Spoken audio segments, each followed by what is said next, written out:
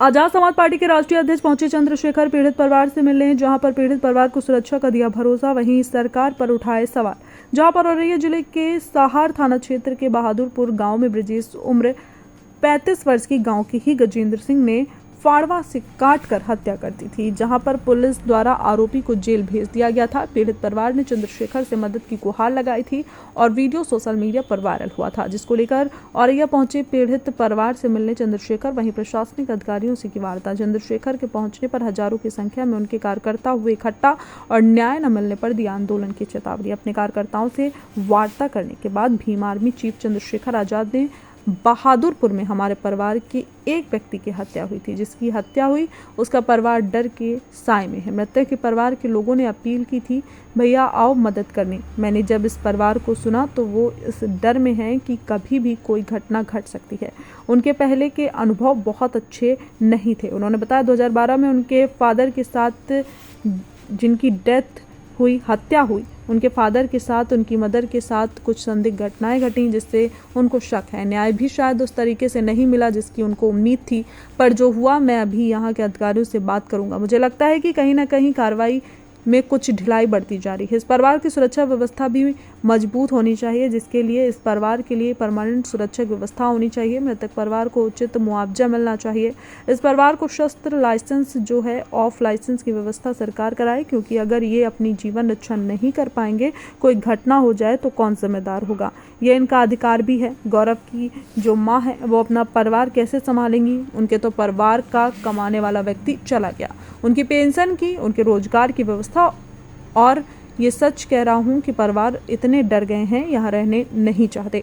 सरकार की जिम्मेदारी है कि इस परिवार की व्यवस्था करे जहाँ भी ये रहना चाहते हैं। यह अधिकार कानून देता है। संवाददाता रोहित अवस्थी की खास रिपोर्ट। अभी औरैया आए हुए हैं, किस तरीके से आए हैं और क्या आपको सूचना मिली? हम बहादुरपुर। जी हाँ बहादुरपुर में सर प्लीज इधर। हाँ कि बहादुरपुर में हमारे परिवार के एक व्यक्ति की हत्या हुई और जिसकी हत्या हुई उसका परिवार डर के साए में है। ये मेरे साथ गौरव हैं, ये बहुत छोटे हैं। कितने साल के? 12 साल के। मैंने इनका एक वीडियो देखा और इनकी मम्मी का, जिसमें ये डरे डरे और इन्होंने मुझसे अपील की थी कि आप भैया आओ मदद कराने। मेरी उनसे बात भी हुई। मैं ये समझता हूँ कि मैंने जब इस परिवार को सुना है तो वो इस डर में है कि हो सकता है उनके साथ कभी भी कोई घटना घट जाए, क्योंकि उनके पहले के अनुभव बहुत अच्छे नहीं हैं। और उन्होंने जो बताया 2012 में उनके फादर के साथ जिनकी हत्या हुई, उनके फादर के साथ, उनकी मदर के साथ जो संदिग्ध घटनाएं घटी, जिनका उनको शक है और नीचे के लीजिए 24 न्याय भी उस तरह से शायद नहीं मिला जिसकी उनको उम्मीद थी।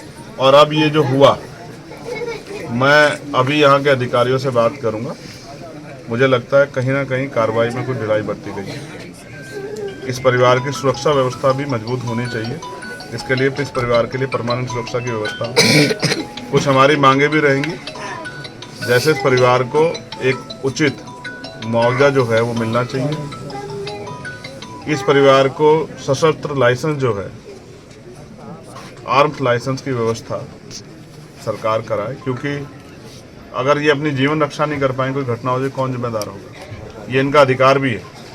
इनकी जो माँ है गौरव की, वो अपना परिवार कैसे संभालेंगे? इनके तो परिवार के कमाने वाला व्यक्ति चला गया, तो उनकी पेंशन की, उनके लिए रोजगार की व्यवस्था। और ये मैं सच कह रहा हूँ, ये परिवार इतना डर में कि यहाँ रहना नहीं चाहता।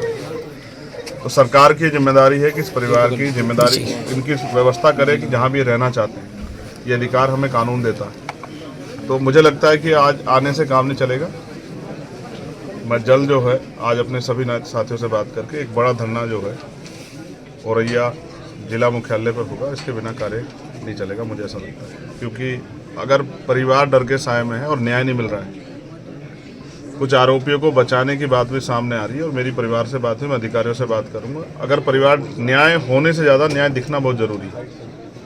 ये कैसा उत्तर प्रदेश है जिसमें मुख्यमंत्री कहते हैं कि सब अच्छा है, कानून व्यवस्था बहुत अच्छी है। उसी उत्तर प्रदेश में यहीं 200 किलोमीटर लखनऊ से, और आज एक परिवार डर के साए में, मुख्यमंत्री जी बहुत बड़े बड़े भाषण देते हैं। मुख्यमंत्री जी का झूठा खोखले वादे की सच यही है। तो ये अन्याय हम लोग बर्दाश्त नहीं करेंगे। आज तो मैं परिवार से मिलने आया था, लेकिन अभी मुझे लगता है कि यहाँ मेरी जरूरत ज़्यादा है।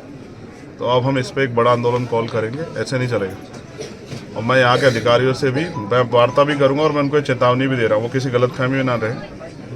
अगर वो किसी भी कीमत पर आरोपी को बचाने का प्रयास करेंगे तो ये कतई संभव नहीं है। ये आज़ाद भारत है और यहाँ संविधान से चल रहा है सब कुछ। कोई आरोपी नहीं बचेगा, हर आरोपी के खिलाफ कार्रवाई करनी पड़ेगी, चाहे वो कितना ताकतवर हो, चाहे मुख्यमंत्री का रिश्तेदारी क्यों ना हो, उनके परिवार का क्यों ना हो, चाहे वो कोई भी हो।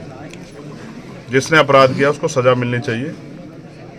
और मैं अभी पहले एक बार अधिकारियों से बात करूंगा और फिर एक्स के माध्यम से जैसे भी अपनी बात परिवार अधिकारी बात करने के बाद, क्योंकि आपसे पहले मुलाकात हो, फिर मैं बात रखूंगा। लेकिन मैं फिर आपसे कहूँगा कि उत्तर प्रदेश में कानून व्यवस्था दम तोड़ चुकी है। उसका बड़ा उदाहरण आपके सामने है कि एक परिवार रो बिलख रहा है और उसके साथ सिर्फ उस घटना में लीपापोती और खिलवाड़ के अलावा कुछ नहीं हो रहा है। और ये हम स्वीकार नहीं करेंगे। इसका जवाब जो है हम शक्ति के बल से देंगे।